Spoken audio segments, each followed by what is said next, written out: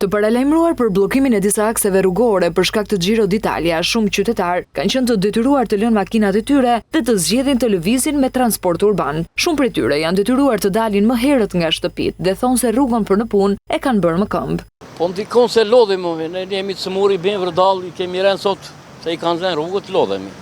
I keni rënë në këmbë? Po më këmbë i kemi rënë se ato buzët që këte nuk delën, ne i kemi rënë në këmbë. Ka shumë keq. Është zgjidhje e keqe për mua, se njerëzit shkojnë në punë, vinë shkret kanë gjithë ato halle. Unë vetëm të finë sot për shembull trem, është po hum. Skandal kjo punë shumë. Mylla nej, myll këtej. Po ti është në punë? Si i be talli? Ciklistët tu në Tiranë duhet ta bëjnë 3 ditë.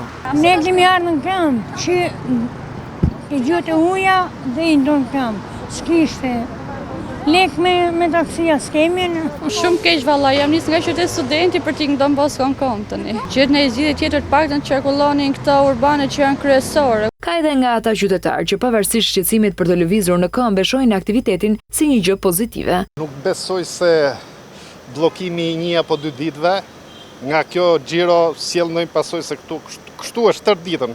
Domethënë ditë për ditë është e njëjta gjë. Nuk ndikon mirë, po edhe aktivitetet duhen. Po nuk ndikon mirë, po dhe është një gjë e mirë prapë se prapë. Është ndryshe.